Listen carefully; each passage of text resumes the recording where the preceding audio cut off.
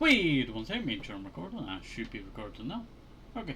Hello, welcome back to TenkoBerry's Theory Talk. You know what, I cannot remember what I called the title. It's been a little while since the last time as we did a theory episode. But hopefully you are all doing okay today and staying safe. And in today's episode, our theory for today, I tell you, is going to be a Pokemon one. That is the four... Well,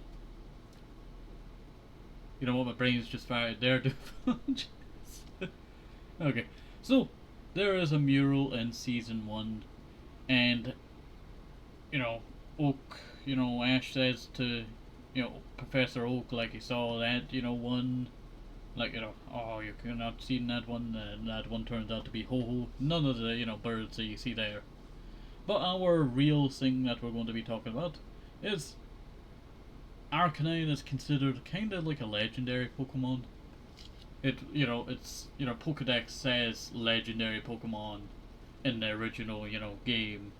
So is it a legendary Pokemon? Probably. At one point they considered it to be a legendary Pokemon, and then they just went with the birds idea. But we're going to go with a more specific thing. Each color represents a type. You got Moltres as fire, water being Articuno, and grass being Zapdos, and electric being Arcanine. Now this is a theory that I wanted to talk about because I thought, it's a pretty cool theory. I was on YouTube a little while ago, and I saw someone talking about the same thing, and then I said about imagine if Arcanine was the electric type, of this 4-piece mural. So I thought, this could be a nice thing to talk about here. So that brings us here. So our theory, revolves around each of them basically being one of the starter types. Basically, it's the starter types because electric would be Pokemon Yellow, where you get a Pikachu to kind of fit with the anime. And it's not too bad, I tell you. I've quite enjoyed Pokemon Yellow. I actually played the Japanese version of it because I thought, maybe it to give me some understanding of how Japanese words work.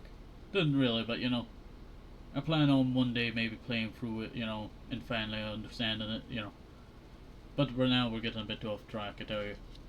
So our theory is, each of the 4 that you see right here belong to these types, I tell you.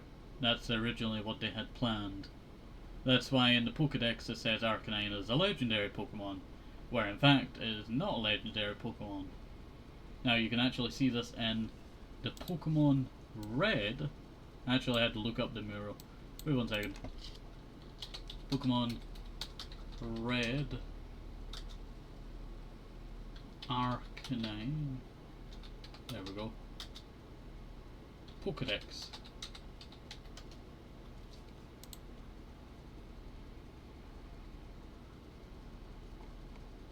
Trying to find it, but wait one second. A legendary Pokemon in China. Many people are charmed by its grace and beauty while running. That is the original Pokedex in, I think, it was in Pokemon Fire, well not Fire Red, Pokemon Red and Pokemon Yellow. It was not in Pokemon Blue, it was a, game exclusive one. But it says right there, a legendary Pokemon in China. Many people were charmed by its grace. So, people consider it a legendary, I tell you. But, here's a little bit of an origin, I tell you. Origin, the word arcane means mysterious, secret, or even hidden. Not a bad fit for a Pokemon. You can only get in 2 out of 3 games, and only when you're using Firestone, and to that word canine, i.e. dog, and you've busted open the secret behind yet another name origin, Arcane Dog. That is pretty, interesting. Arcane Canine. But then it kind of would fit, the idea of, electric type. You know what? even if it is yellow, it could also mean ground. But just this theory that I wanted to talk about, because I quite enjoy seeing these theories, like talking about it with these our theory talks, our unprofessional theory talks, because I sometimes get sidetracked. But I do quite enjoy the idea that they're all built around the starter type, types. You got fire, water, grass, and electric. So you got Charmander, Squirtle, Bulbasaur, and Pikachu, if you played Pokemon Yellow. And it kind of fits with, everyone considering, Arcanine a legendary Pokemon for a little while back in the day. Before, Officer Jenny basically, bred them like, in mass production. That cracks me up a day. I can't remember, was that the Unova region? No, it was a Sinnoh region that they had Growlithe, I'm pretty sure, a lot of the time. I'm pretty sure that's what they did have. It's their partner in that region. It's been a little while, I tell you. It's been a little while. I plan on rewatching the entire anime that I watched up to, Sun and Moon. I once claimed to watch all the seasons, but then they kept making more seasons, and then, I kind of got, busy with other stuff. Plus, the anime got a little bit less interesting, with how stupid, certain bits were. But we won't get into that today.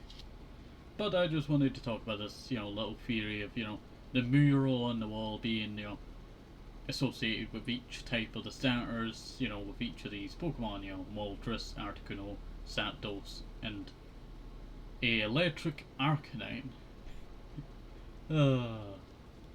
Now, the whole reason why I wanted to talk about this was because I saw a video, Pokemon that could have been legendary by Munchie Orange, I tell you.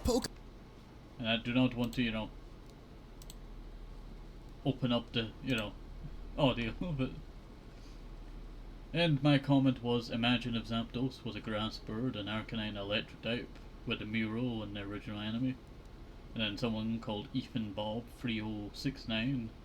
In that case, would Articuno be a water type, so they are all the same types as the starters, plus Pikachu? That is quite true, I said. Cool idea, honestly. And it is a quite cool idea, It could change, sorts, imagine like, entire, rework for, the first gen, and it's just, a weirder version of first gen. A corrupted first gen.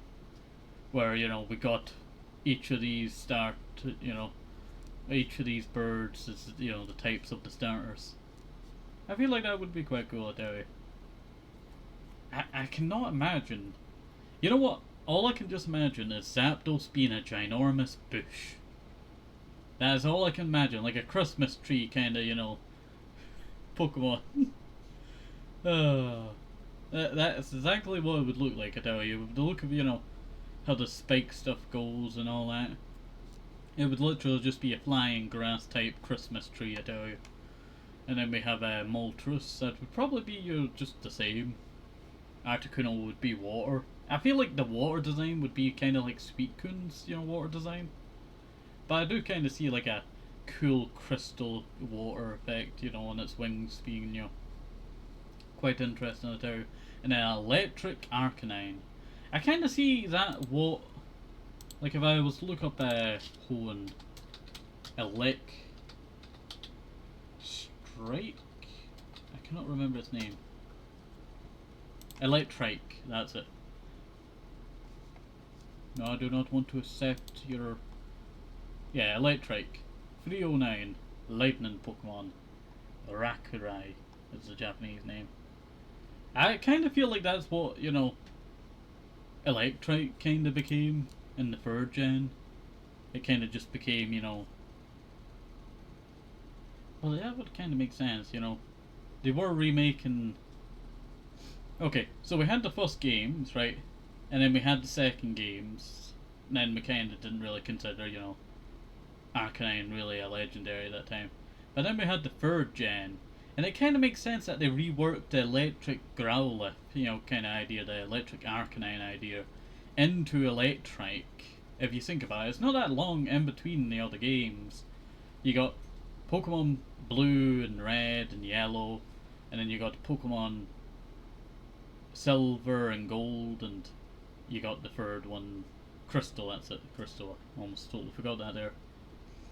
And then you had, third gen being the Hoenn region, that being, Ruby and Sapphire and Emerald.